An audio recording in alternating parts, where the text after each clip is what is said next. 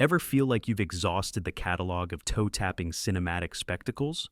Think again, fellow film enthusiasts, because Roger Ebert's personal pantheon of musical masterpieces is about to send your playlist into overdrive. Strap in, warm up those vocal cords, and prepare your spirit for transcendence. These aren't just movies with songs, they're emotional earthquakes set to orchestration that change the very DNA of filmmaking. Singin' in the Rain, 1952. Picture this: Hollywood's golden era teetering on the precipice of change as silent films give way to talkies. Gene Kelly's Don Lockwood splashes through puddles with reckless abandon, creating cinema's most joyous metaphor for personal liberation. That iconic rain sequence, shot while Kelly battled a 103-degree fever, transforming physical misery into pure magic. Directors Stanley Donen and Gene Kelly constructed a visual symphony where every movement speaks volumes about artistic resilience. Behind the scenes, Debbie Reynolds, just 19 and with no dance experience, rehearsed until her feet bled. Donald O'Connor's Make 'em Laugh number sent him to bed for 3 days after filming. Yet from this crucible of suffering emerged technical perfection. The film cost MGM around $2.5 million, peanuts compared to its cultural dividends. Though initially met with modest box office returns, Ebert proclaimed it the greatest musical ever made, praising how it effortlessly balances spectacle with character, artifice with genuine emotion. It doesn't just celebrate Hollywood, it transcends it, capturing the creative spirit in its purest form. West Side Story, 1961. When Shakespeare's star-crossed lovers traded Renaissance Verona for Manhattan's concrete jungle, musical theater evolved overnight. Robert Wise and Jerome Robbins' direction fashions 1950s gang warfare into balletic urban poetry. The Jets and Sharks prowl the asphalt in Leonard Bernstein's revolutionary score, combining jazz, mambo, and classical elements into something dangerously new. Natalie Wood and Richard Baymer's doomed romance anchors the spectacle, though both were dubbed by professional singers. A Hollywood open secret. The real star, choreography that transforms violence into dance without diminishing its threat. The finger-snapping prologue, over 6 minutes without dialogue, revolutionized the language of film musicals forever. Shot on location in areas soon demolished for Lincoln Center, the film inadvertently preserved a vanishing New York. At the 1962 Academy Awards, it swept up 10 statues, including Best Picture. Ebert called it a brutal, beautiful film that translates theatrical stylization into cinematic terms. Its racial tensions and immigrant narratives remain painfully relevant, while songs like Somewhere still extract tears from the most hardened viewers. This isn't just entertainment, it's American mythology set to music. The Wizard of Oz, 1939. The tornado that carried Dorothy Gale to Oz swept audiences into a technicolor revolution that redefined cinematic possibility. During production, the film burned through directors faster than ruby slippers, with 5 different helmsmen before Victor Fleming completed the journey. Judy Garland, only 16 but already a veteran performer, belts Over the Rainbow with such aching sincerity that it transcends its status as a children's film anthem. The technical wizardry behind Oz pushed 1939's capabilities to breaking point. The Tin Man's aluminum dust makeup nearly killed actor Jack Haley. Margaret Hamilton suffered third-degree burns during her fiery exit as the Wicked Witch. That famous poppy field, crafted from 40,000 handmade flowers, studio accountants sweated as the budget ballooned to nearly $3 million. Astronomical for Depression-era Hollywood. Initially considered a box office disappointment, television broadcasts transformed it into an American ritual. Ebert observed that it has a life beyond itself, existing not just as entertainment, but as a shared cultural experience that spans generations. The film's emotional core, that no glittering fantasy can replace the human connections of home, resonates with the same power today as when it first transported audiences from Kansas to Somewhere Over the Rainbow. Cabaret, 1972. Welcome to the Kit Kat Club, where the champagne flows, inhibitions dissolve, and Nazism creeps through 1931 Berlin like toxic fog. Bob Fosse's masterpiece doesn't just break the musical mold, it shatters it against the coming horror of history. Liza Minnelli's Sally Bowles is a tour de force of desperate vitality, singing not because the plot demands it, but because singing is survival in a world growing darker by the day. Fosse's revolutionary approach rejected traditional musical conventions. No characters spontaneously burst into song outside the cabaret's confines. Instead, the club performances comment on the narrative with sardonic precision. The choreography, angular, provocative, unmistakably Fosse, brought a sexual frankness to the genre previously unimaginable. Joel Grey's leering MC, face painted white with scarlet lips, becomes the perfect embodiment of entertainment as both escape and warning. Released amid the Vietnam War and Watergate, Cabaret struck a cultural nerve, grossing $42 million from an $8 million budget. While facing off against The Godfather at the Academy Awards, it walked away with 8 Oscars, including Best Director. Ebert praised it as not just a musical, but a moral statement, noting how its decadent surface gradually reveals the nightmare face of fascism. Half a century later, its exploration of politics creeping into personal lives remains disturbingly prescient. Sound of Music, 1965. The Hills came alive and haven't stopped singing since. Robert Wise's adaptation of the Rodgers and Hammerstein classic transforms the true story of the Von Trapp family into a sunlit fairy tale with shadows of impending war. Julie Andrews, fresh off Mary Poppins, brings both steel and sunshine to Maria, a novice nun whose vitality transforms a rigid household ruled by Christopher Plummer's aristocratic captain. Shot on location in Salzburg, Austria, the production became legendary for its logistical challenges. The iconic opening sequence alone required a helicopter to circle Andrews repeatedly on a mountainside, the downdraft repeatedly knocking her flat between takes. The film's sweeping alpine vistas, captured in magnificent 70mm Todd AO, cost 20th Century Fox a then staggering $8.2 million. The gamble paid off spectacularly. It grossed $158 million domestically, saving the studio from financial ruin after the costly Cleopatra nearly sank it. While initially dismissed by critics as saccharine, the film gradually earned respect for its technical brilliance and emotional power.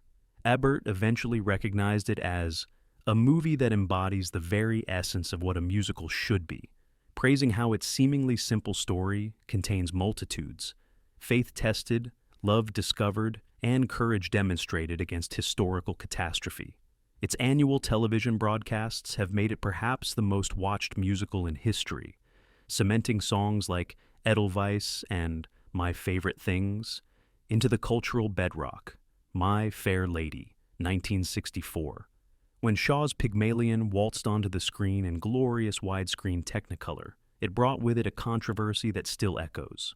Despite Julie Andrews originating the role on Broadway, studio head Jack Warner cast Audrey Hepburn as Cockney flower girl Eliza Doolittle, then dubbed her singing with Marni Nixon's voice. Yet Hepburn's luminous presence carries the film through its transformation from street urchin to apparent lady, under the tutelage of Rex Harrison's insufferably brilliant Professor Higgins. Director George Cukor insisted on meticulous period accuracy, constructing a Covent Garden set so authentic that visiting Londoners reportedly asked how they'd transported the actual location to Hollywood. Cecil Beaton's costumes, particularly the Ascot race scene with its black and white extravaganza, became instantly iconic. The production's perfectionism shows in every frame, costing Warner Brothers a hefty $17 million. Winning 8 Academy Awards including Best Picture, the film represents classic Hollywood craftsmanship at its zenith. Ebert praised how it preserves the wit and bite of Shaw's original, while acknowledging the story's complicated gender politics. The central question, is Eliza liberated or merely transferred between male keepers, gives this sumptuous entertainment an intellectual depth that rewards repeated viewing. Harrison's talk-singing revolutionized musical performance, proving songs could advance character without traditional vocal pyrotechnics. An American in Paris, 1951. Vincente Minnelli's love letter to Paris wraps a gossamer-thin plot around some of the most extraordinary dance sequences ever filmed. Gene Kelly's expatriate painter falls for Leslie Caron's engaged French girl amid post-war Paris, But the true romance is between movement and music, specifically Gershwin's symphonic jazz compositions that infuse every frame with rhythm. The film culminates in a 17-minute ballet sequence that cost nearly $500,000, almost a fifth of the total budget, and transformed movie musicals forever. Art director Preston Ames constructed 44 separate sets inspired by French painters like Renoir, Utrillo, and Toulouse-Lautrec. The film's saturated Technicolor palette created a Paris more vibrant than reality, a dream city where dance becomes the universal language. Kelly's athletic choreography, blending classical ballet with jazz and tap, demanded such physical exertion that he lost 8 pounds during the final ballet's filming. Surprising even MGM executives, this artistic gamble captured 6 Academy Awards, including Best Picture. Ebert called it pure exhilaration, noting how Kelly's dancing seems to defy gravity while celebrating the very weight of human experience. The film's artistic ambition elevated the musical genre beyond entertainment to high art, without sacrificing accessibility. Its influence extends beyond cinema to how Americans imagine Paris itself, not as an actual city, but as a state of mind where transformation through art remains perpetually possible. Chicago, 2002. Murder, greed, corruption, exploitation, adultery, and treachery. All those jazz-age vices exploded back into cultural relevance when Rob Marshall translated Bob Fosse's cynical stage masterpiece to screen. Renee Zellweger's Roxy Hart and Catherine Zeta-Jones's Velma Kelly manipulate a scandal-hungry 1920s media landscape with uncanny parallels to our own celebrity obsession. The genius of Marshall's approach, framing the musical numbers as mental fantasies, allowing characters to sing without breaking the film's hard-bitten realism. Production designer John Meyer constructed a world where glamour and grime coexist, mirroring the moral ambiguity at the story's heart. Both leading ladies underwent intensive dance training, with Zeta-Jones drawing on her childhood stage experience to deliver the knockout All That Jazz, despite being 3 months pregnant during filming. Richard Gere surprised audiences with his song and dance capabilities as slick lawyer Billy Flynn. After decades in development hell, including iterations that would have starred Madonna, Goldie Hawn, and Liza Minnelli, Chicago finally reached screens for approximately $45 million and grossed $306 million worldwide. It swept 6 Academy Awards, including Best Picture, the first musical to do so since 1968's Oliver. Ebert praised its breathless energy and razzle-dazzle, noting how its cynical view of American justice and celebrity felt even more relevant now than when the musical premiered. The film revitalized the movie musical genre for a new millennium, proving these weren't just nostalgic artifacts, but vital, contemporary storytelling vehicles. Fiddler on the Roof, 1971. Tradition confronts modernity in Norman Jewison's majestic adaptation of the Broadway phenomenon. Set in 1905 pre-revolutionary Russia, the film follows Jewish milkman Tivye as his 3 daughters successively challenge matrimonial customs. Beyond its familial drama lies the looming shadow of anti-Semitic pogroms, giving this sometimes humorous musical a historical gravitas uncommon in the genre. Cinematographer Oswald Morris used a revolutionary technique, shooting through a silk stocking stretched over the lens, to create the film's distinctive sepia-toned Fiddler filter, reminiscent of Marc Chagall paintings. For authenticity, Jewison filmed in Yugoslavia, constructing an entire shtetl from scratch with obsessive attention to historical detail. The bottle dance during the wedding scene, performed with bottles balanced precariously on dancers' heads, used no camera tricks, just extraordinary skill and concentration. Despite its 3-hour runtime and specific cultural setting, the film resonated universally, grossing $83.3 million and earning 8 Academy Award nominations. Ebert noted how the specificity of its Jewish experience paradoxically makes it more universal, as audiences from all backgrounds recognize the central struggle between honoring heritage while adapting to changing times. Jerry Bach and Sheldon Harnick's score, featuring If I Were a Rich Man and Sunrise Sunset, became ingrained in American musical consciousness, transcending its theatrical origins to become cultural shorthand for both celebration and melancholy. Meet Me in St. Louis, 1944. Nostalgia never looked more ravishing than in Vincente Minnelli's Technicolor Valentine to turn-of-the-century Americana. Chronicling a year in the life of the Smith family as they face a potential move from St. Louis to New York, the film unfolds as a series of seasonal vignettes rather than driving toward conventional conflict. At its heart is Judy Garland's Esther Smith, whose romance with boy-next-door John Truitt provides the emotional backbone amid the film's celebration of small domestic pleasures. The production design team meticulously recreated 1903 St. Louis on MGM backlots, including a functional trolley system and period-accurate gaslights. Minnelli's insistence on realistic interiors rather than obvious sets broke with Hollywood convention. His background as a window dresser informed the film's immaculate composition and color coordination, even demanding specific flowers be planted months in advance for key scenes. During production, Minnelli and Garland fell in love, marrying the following year. Originally conceived as a lightweight programmer, the film's emotional depth surprised even its studio. Garland's heart-shattering rendition of Have Yourself a Merry Little Christmas, with lyrics softened from the original more depressing version, became a standard that transcended the film itself. Grossing $7.5 million against a $1.7 million budget, it confirmed Garland's transition from adolescent to adult star. Ebert praised how, beneath its nostalgic surface beats a complex heart, noting how the film acknowledges change and loss as inevitable companions to growth and family bonds. Its portrait of Americana influenced countless films, yet none capture its particular magic of making the everyday feel extraordinary. Mulan Rouge, 2001.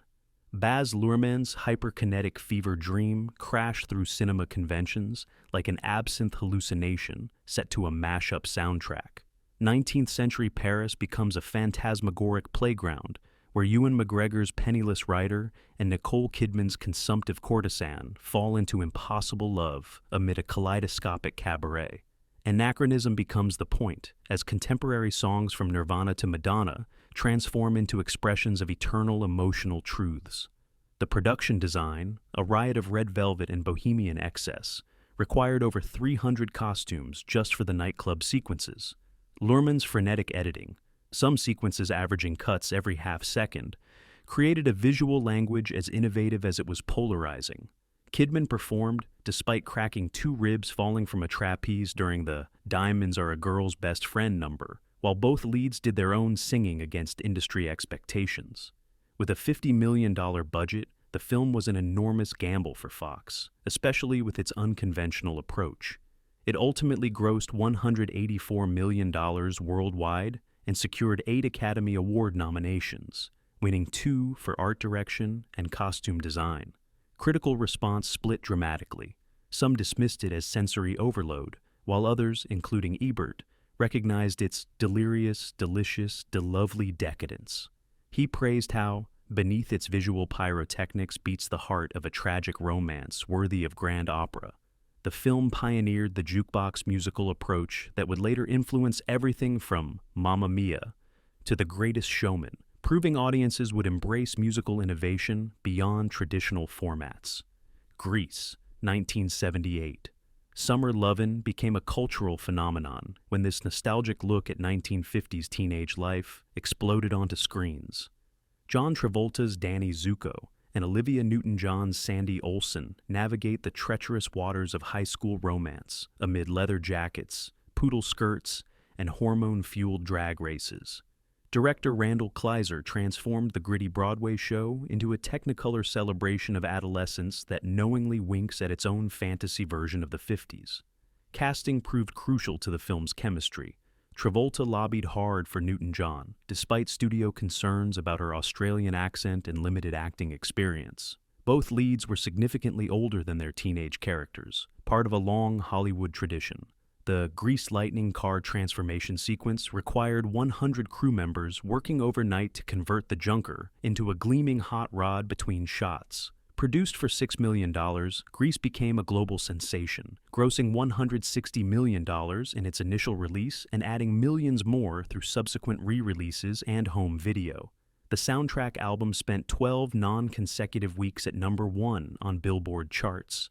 While some critics initially dismissed it as fluff, Ebert recognized its genuine energy and how it captures the look and sound of an era with perfect pitch. The film's continued resonance lies in how it acknowledges teenage contradiction, the simultaneous desire to belong and stand out, to grow up and stay innocent, all wrapped in irresistible melodies that have become part of our cultural DNA. All That Jazz, 1979. Death has never been more seductive than in Bob Fosse's semi-autobiographical masterpiece about a self-destructive choreographer-director racing toward his own mortality. Roy Scheider's Joe Gideon, Fosse's transparent alter ego, juggles a Broadway production, film editing, prescription drug abuse, and numerous affairs while his damaged heart ticks toward inevitable failure. As his health deteriorates, the line between reality and hallucinatory show-stopping numbers, led by Death Angel Jessica Lange, grows increasingly blurred. Fosse's choreography transforms medical procedures into dance numbers and turns death itself into a spangled musical finale. The Bye Bye Life sequence cost nearly $400,000, astronomical for a single scene in 1979, featuring a Mylar Heaven and Scheider performing alongside Ben Vereen in a sequence that served as Fosse's rehearsal for his own mortality. The director's insistence on authenticity extended to casting real Broadway dancers rather than movie stars in supporting roles, many of whom had worked with Fosse directly. Made for $12 million, the film earned a modest $37 million, but secured 9 Academy Award nominations, winning 4. Critical response recognized its brilliance while acknowledging its challenging nature. Ebert called it an audacious stylistic exercise that was fearlessly self-lacerating. Fosse's unflinching portrayal of artistic obsession and physical self-destruction feels both uniquely personal and universally revealing about the cost of creative pursuit. Just 8 years after the film's release, Fosse himself would die of a heart attack, life imitating art with eerie precision. The Umbrellas of Cherbourg, 1964. In Jacques Demy's revolutionary French musical, even the most mundane conversation, pass the salt or fill it with premium, becomes song, creating a completely sung-through film that merges opera with everyday life. Catherine Deneuve's umbrella shop clerk and Nino Castelnuovo's auto mechanic find their young romance shattered by military service and circumstance. The narrative, deceptively simple, unfolds like a musical novella that acknowledges how time transforms even our most passionate attachments. Michel Legrand's jazz-influenced score provides the emotional scaffolding, with recurring motifs evolving as characters age. Demy's visual scheme is equally distinctive, each location color-coded with artificial precision, from candy-colored storefronts to pastel-hued wallpaper. Even the actors' costumes were dyed to match specific background shades, creating a stylized universe that somehow enhances rather than diminishes emotional authenticity. Shot on a modest budget in actual Cherbourg locations, the film won the Palme d'Or at Cannes and gradually influenced filmmakers far beyond France. Its theme song, I Will Wait for You, became a standard covered by everyone from Frank Sinatra to Liza Minnelli. Ebert described it as a triumph of beauty that shows how even the most commonplace lives are saturated with passion and loss. Its bittersweet ending, a chance meeting at a gas station years later, carries more emotional truth than 1,000 conventional happy endings, proving musicals could embrace life's disappointments while still celebrating its brief, brilliant moments of connection. Mary Poppins, 1964. When proper British nanny Mary Poppins descended from the clouds via Umbrella, she didn't just transform the Banks family, she revolutionized Disney filmmaking. Julie Andrews, in her film debut after being passed over for My Fair Lady, creates an indelible character, both stern and magical, practical and whimsical. Dick Van Dyke's Chimney Sweep. Bert joins her in adventures that blend live action with animation in groundbreaking ways. Behind the scenes, the production represented Walt Disney's personal 20-year quest to acquire the rights from reluctant author P.L. Travers. The special effects team pioneered techniques including the sodium vapor process for the live-action, animation sequences, creating seamless integration that won them an Academy Award. The Sherman Brothers' unforgettable songs, from supercalifragilisticexpialidocious to the heart-wrenching Feed the Birds, became instant classics. Produced for approximately $6 million, the film grossed $102 million worldwide and secured 13 Academy Award nominations, with Andrews winning Best Actress. Ebert praised its perfect combination of whimsy and wisdom, noting how beneath its spoonful of sugar lies a deeper message about emotional connection being more valuable than rigid order or financial success. While ostensibly a children's film, its psychological complexity, particularly regarding Mr. Banks's journey from emotional absence to kite-flying redemption, gives it lasting resonance for audiences of all ages. The Red Shoes, 1948. Michael Powell and Emmerich Pressburger's Technicolor masterpiece dives into artistic obsession with feverish intensity. Based loosely on Hans Christian Andersen's dark fairy tale, the film follows ballerina Victoria, Page's devastating choice between romantic love and artistic dedication. Ballet impresario Boris Lermontov's chilling pronouncement, "The dancer who relies upon the doubtful comforts of human love will never be a great dancer," establishes the central conflict that drives toward inevitable tragedy. The centerpiece 17-minute Red Shoes ballet sequence stands as one of cinema's most audacious achievements, a surrealistic descent into subjective experience rather than documentation of performance. Jack Cardiff's revolutionary cinematography achieved colors so vibrant they appear hallucinatory. Shearer, a real-life prima ballerina making her acting debut, brought authentic dance expertise while enduring physical hardship. The iconic red ballet shoes were actually painted directly onto her regular point shoes, causing serious discomfort throughout the extended shooting schedule. Initially a commercial disappointment in Britain, but embraced in America, the film eventually grossed over $5 million worldwide, exceptional for a British production of the era. Its influence extended beyond cinema to ballet itself, inspiring generations of dancers. Ebert called it the best film ever made about the life of a performer, praising how it refuses to simplify the agonizing choice between art and life. Martin Scorsese, who later spearheaded its restoration, cited it as the film that most influenced his use of color in his own work. Its exploration of art that consumes the artist remains unparalleled in its psychological complexity. The Bandwagon, 1953. When a fading Hollywood star collides with pretentious Broadway artistry, the result is one of Hollywood's wittiest meta-commentaries on entertainment itself.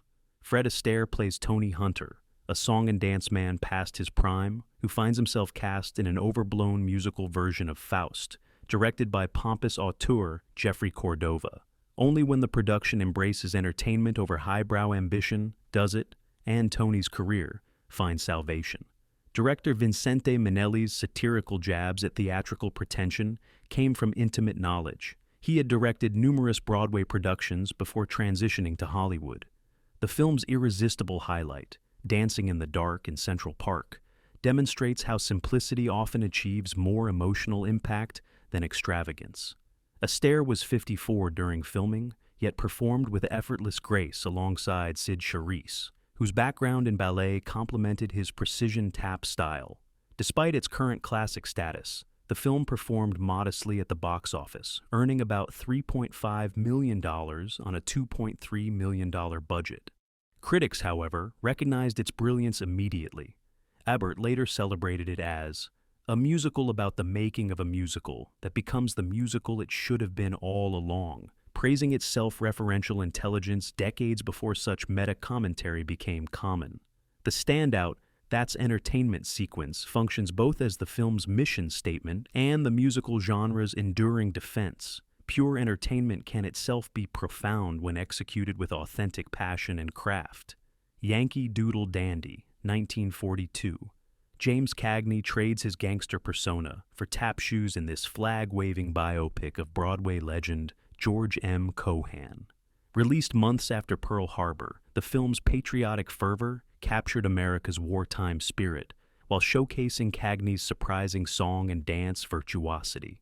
Through musical numbers spanning Cohan's career, from vaudeville circuits to Broadway triumphs, director Michael Curtiz constructs a portrait of both a performer and the American century he embodied through songs like You're a Grand Old Flag and Over There. The production faced unusual challenges. Cohan himself, still alive and protective of his legacy, insisted on script approval and personally selected Cagney for the role, despite the actor being primarily known for playing tough guys.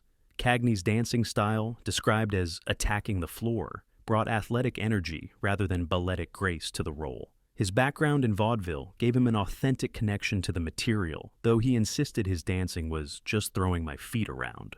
Made for approximately $1.4 million, the film became Warner Bros.' highest-grossing film to that date. Cagney won his only Academy Award for the role that demonstrated his remarkable range. While modern viewers might find its patriotism occasionally overheated, Ebert defended its sincerity, writing that what might seem like jingoism was, in 1942, genuine national feeling. Beyond its historical context, the film endures through Cagney's electrifying performance, particularly his improvisational backwards descent down the White House stairs, a moment of pure kinetic joy that transcends the film's propaganda elements. Oliver, 1968.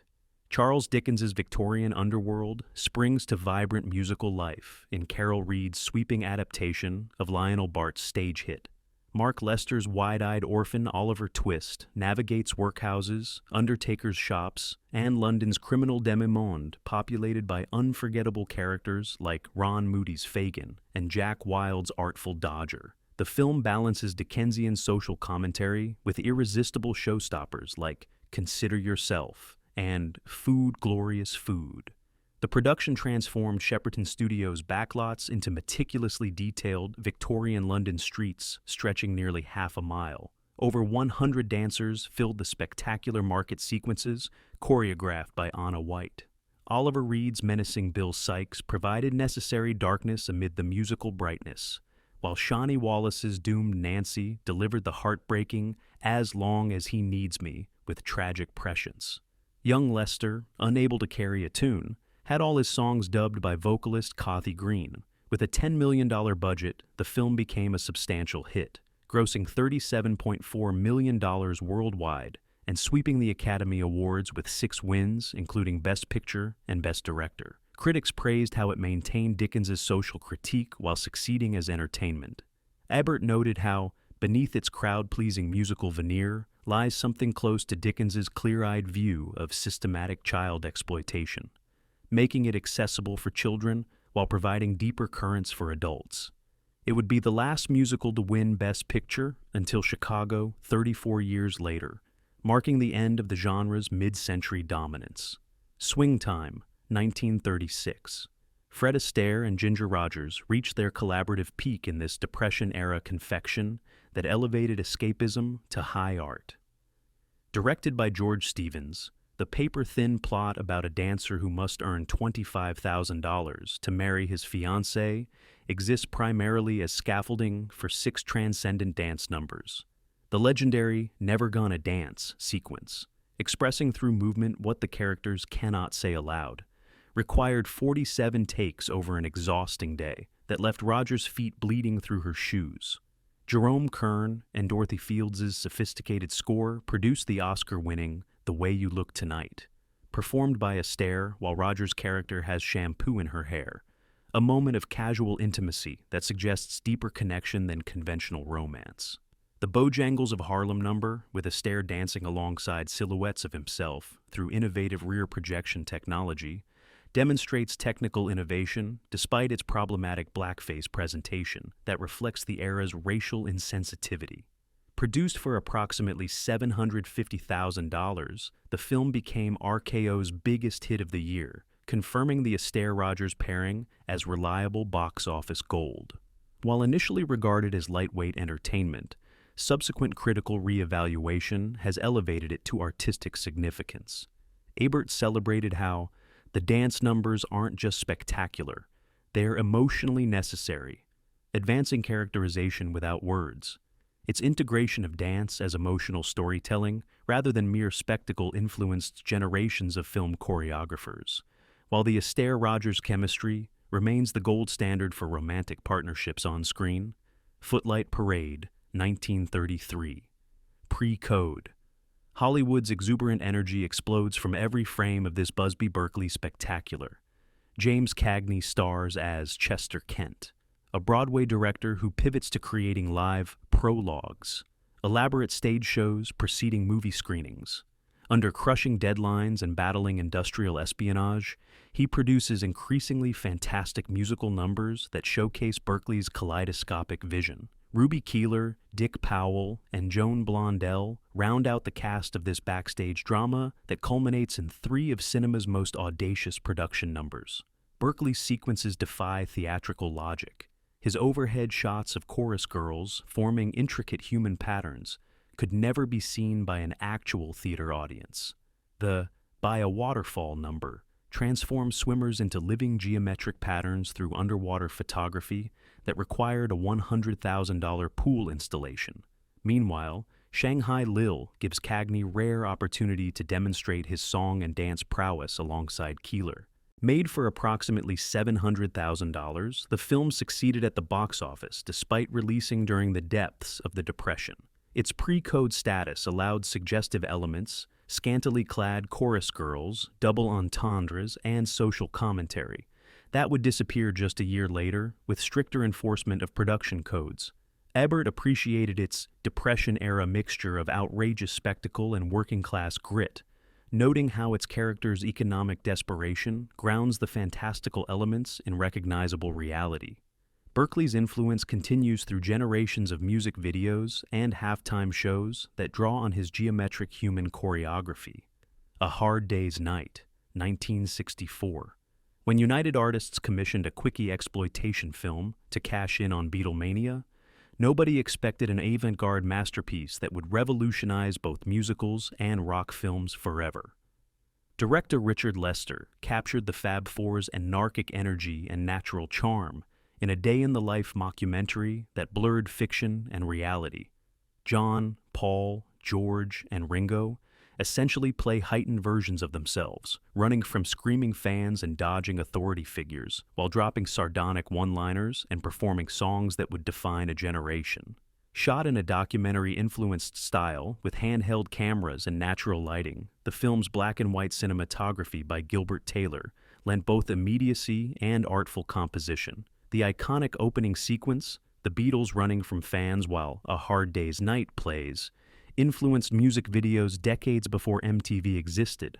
Made on a shoestring budget of $500,000 in just 7 weeks, the film's frenetic pace came partly from necessity. The band needed to finish shooting before beginning their world tour. United Artists originally cared only about acquiring the soundtrack rights, considering the film itself disposable. Instead, it grossed over $12 million worldwide and received universal critical acclaim. Ebert later described it as one of the great life-affirming landmarks of the movies, praising how it captured not just the Beatles themselves, but the entire youthquake moment when they conquered the world's imagination. Beyond its musical sequences, the film's rapid-fire editing, fourth wall breaking, and improvisational feel transformed cinematic language across genres, influencing everything from The Monkees to modern mockumentaries. Top Hat, 1935. In the depths of the Great Depression, Fred Astaire and Ginger Rogers floated across polished Art Deco floors in a world of champagne, tuxedos, and mistaken identity. Mark Sandrich's frothy confection epitomizes RKO's escape from reality strategy during economic catastrophe. Astaire plays Jerry Travers, a dancer whose tap routine in a hotel disturbs the sleep of Rogers' Dale Tremont below, setting off a romantic pursuit complicated by her belief that he's the husband of her best friend. Irving Berlin's magnificent score, written specifically for the film, includes standards like Cheek to Cheek and the title song that became inseparable from Astaire's persona. The famous Dancing with Feathers sequence caused backstage tension, as Astaire complained that feathers from Rogers' elaborate dress were flying into his face and mouth during takes. Despite this, their dance remains one of cinema's most elegant moments, Rogers seemingly floating backward across the floor in Astaire's arms. The production design created a fantasy version of Venice entirely on sound stages, complete with canals and gondolas, that bore little resemblance to reality, but perfectly embodied Depression-era audiences' dreams of unattainable luxury. Costing approximately $620,000, the film became RKO's biggest hit of the year, grossing $3 million worldwide. Critics then and now recognize it as the quintessential Fred and Ginger vehicle. Ebert called it the most perfect integration of dance, romance, and comedy in film history, noting how even the plot contrivances serve the dancing rather than the other way around. Its influence extends beyond musicals to all romantic comedies that employ misunderstandings as plot devices, though few manage Top Hat's effervescent charm or visual sophistication. Gentlemen Prefer Blondes, 1953. Marilyn Monroe achieved immortality as gold-digging showgirl Lorelei Lee, delivering the definitive performance of Diamonds Are a Girl's Best Friend in Howard Hawks' Technicolor explosion of female friendship and sexual politics. Alongside Jane Russell's pragmatic Dorothy Shaw, Monroe's deceptively naive blonde forms an unbreakable bond as they pursue romance and financial security aboard a transatlantic cruise. The film's genius lies in acknowledging its heroines' mercenary motives while celebrating their agency and loyalty to each other. The production showcased Monroe's comedic talents and star quality despite behind-the-scenes challenges. Choreographer Jack Cole spent hours drilling the choreography into the dance-challenged actress for her signature number. The resulting performance, with Monroe in shocking pink against a sea of black-suited men, became one of cinema's most iconic images. Russell, an established star, generously supported Monroe throughout production, forming a friendship that mirrored their on-screen relationship. Produced for $2 million, the film grossed over $5 million in initial release and established Monroe as 20th Century Fox's biggest asset. While sometimes dismissed as lightweight entertainment, Ebert praised its subversive feminist core, noting how beneath the comedy and musical numbers lies a shrewd commentary on how women navigate male-dominated society. Its exploration of female friendship as the true romance, with men as necessary but secondary figures, feels revolutionary even by modern standards. Monroe's performance, combining vulnerability, sexuality, and razor-sharp comic timing, continues to inspire performers across generations. A Star is Born, 1954. George Cukor's devastating portrait of Hollywood's brutal star system remains the gold standard for showbiz melodrama. Judy Garland's comeback vehicle after years of studio troubles showcases her raw emotional power as Esther Blodgett Vicky Lester, a talented singer whose rise parallels the self-destructive decline of her mentor and husband, Norman Maine. Garland's performance, drawing on her own traumatic experiences with fame, creates a meta-narrative about Hollywood's consumption of talent that transcends the fiction. The original release ran an epic 181 minutes before Warner Brothers executives demanded cuts to allow more daily screenings, resulting in a truncated 154-minute version. The restoration of The Man That Got Away and other lost sequences in 1983 revealed the full scope of Cukor's vision and Garland's artistry. The film pioneered the use of CinemaScope for intimate drama rather than spectacle, creating widescreen compositions that emphasized emotional distance between characters. Costing $5 million, extravagant for the era, the film earned approximately $6.1 million, considered a disappointment given its budget and star power. While Garland was favored to win the Academy Award, the Oscar went to Grace Kelly in one of Hollywood's most controversial snubs. Ebert called it one of the great studio tragedies both on-screen and behind the scenes, noting how Garland's performance gains power from our knowledge of her personal struggles. Its exploration of addiction, codependency, and fame's psychological toll remains unmatched in its honesty, while the Born in a Trunk sequence showcases Garland's ability to transform standard showbiz narratives into personal testimony. And there you have it, 25 showstoppers that left Roger Ebert humming long after the credits rolled. If one of these classics made your heart soar, your toes tap, or your living room become a makeshift stage, do us a favor. Hit that like button, share the magic with a fellow movie lover, and subscribe so you never miss our next deep dive into cinema history. Your support keeps the spotlight bright and the orchestra playing. Until the curtain rises again, keep the music in your soul and the popcorn popping.